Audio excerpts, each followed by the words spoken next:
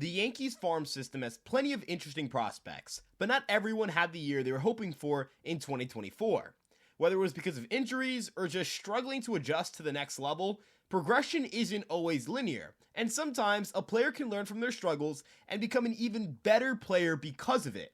Today, we're going over 3 prospects who took steps back last year, who could have huge years in 2025 and boost their stock once again.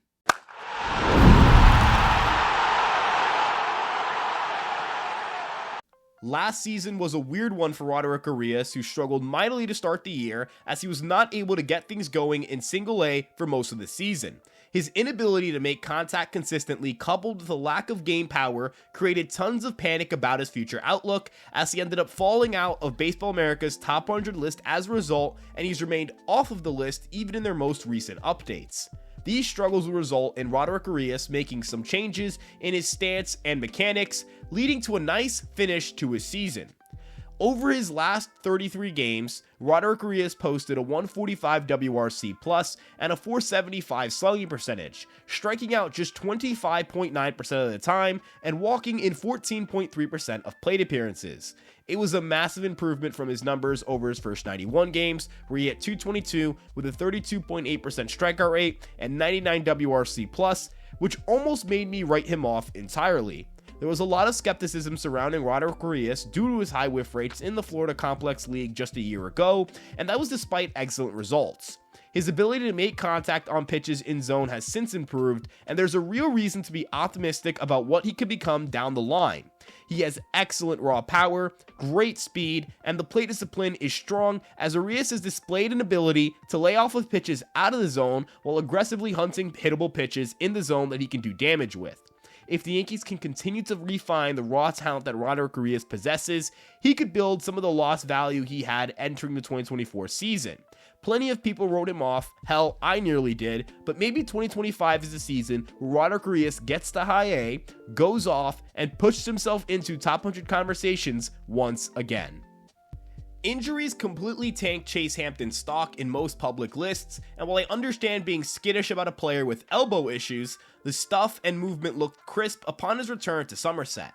The right-hander boasted a dominant arsenal when healthy that included a 4-seamer sitting between 93 to 94 miles per hour with tons of vertical ride, a big sweeping slider that can miss bats, a sharp curveball to mix in against left-handed batters, and a cutter that blends in between his heater and breaking balls. Across 125 and a third minor league innings throughout his career thus far, Chase Hampton has a 3.45 ERA with 161 strikeouts to just 46 walks, and while he has had some home run issues at times, his stuff and command are overall very promising. The Yankees feel very strongly about Hampton, with Brian Cashman mentioning him by name this past winter as a player that fans and analysts shouldn't forget about. When Chase Hampton is on, he can miss bats at an elite level, and the Yankees need some rotation depth anyways, so we could see him in the mix to either make the AAA team or find himself in AA to start the season and get shuttled up to Scranton rather quickly. Modern pitching is all about missing bats and also having a deep pitch mix, and Chase Hampton checks both of those boxes as he has 4 reliable options while mixing in the occasional changeup as well. It's hard to imagine that if he's healthy, he won't be able to put up impressive minor league numbers, and if that's the case, the Yankees will certainly be aggressive with his promotions and maybe even give him a shot at making his major league debut this season, depending on the health of their rotation and, of course, the performance that Hampton has at the minor league level. Yankees pitching coordinator Sam Breen once compared him to Garrett Cole, and if you look at their fastballs, there are some striking similarities.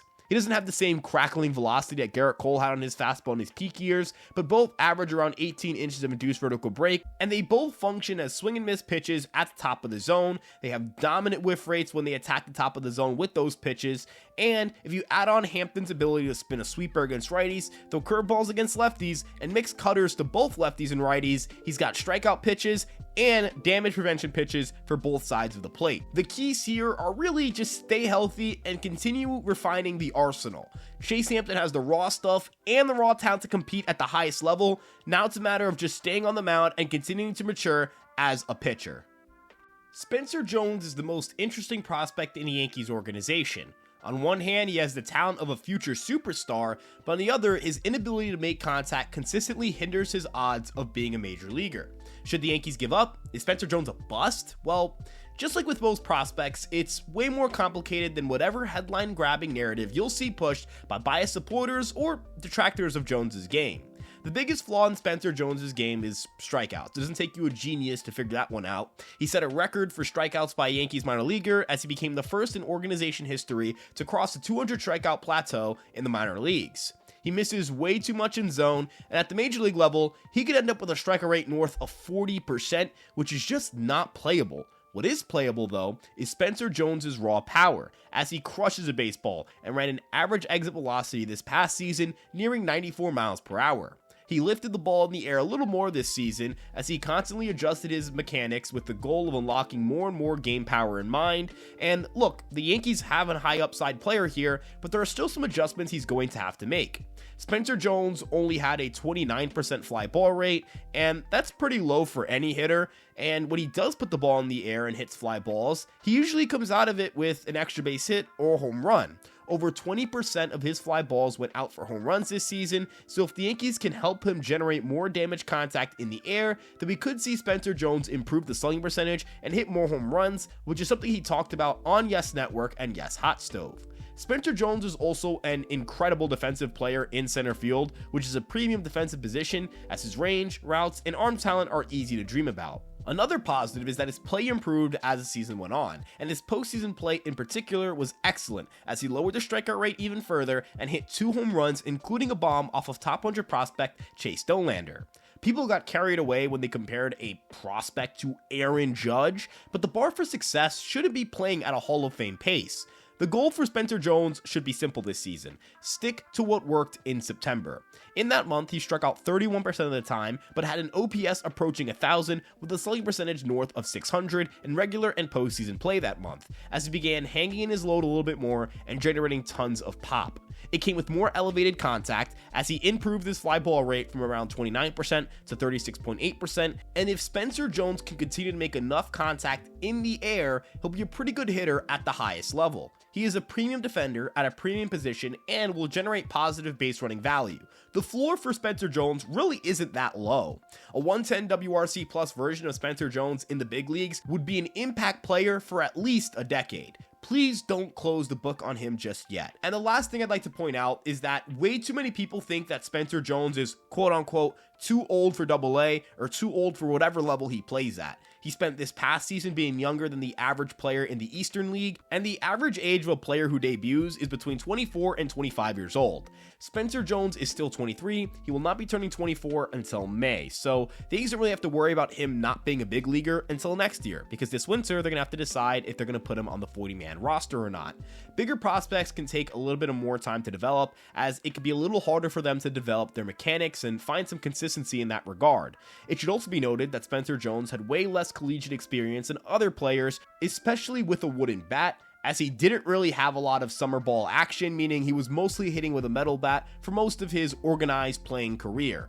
I ultimately believe that this is the year that Spencer Jones clicks. He'll put up big power numbers, and while I expect Jones to run a pretty high strikeout rate, if it's in that 30 to 31% range like it was in September of last year, we could see Spencer Jones hit 30 minor league home runs, strike out 30 to 31% of the time, and prove himself to be a capable big league bat, because big time power and big time defense will always play in the big leagues. Thank you guys so much for sticking through until the end of the video. Were there any prospects that you would have thrown on this list who maybe didn't have a great 2024 season but could rebound and have a really strong 2025 one?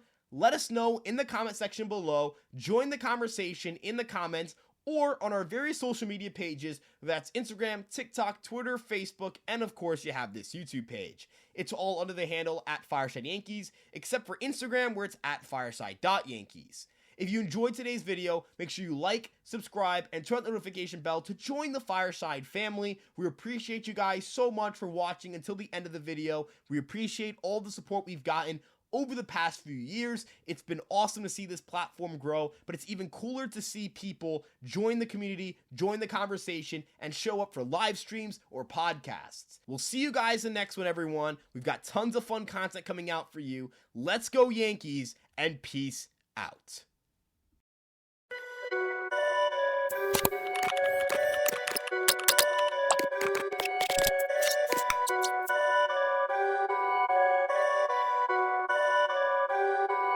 Perfect.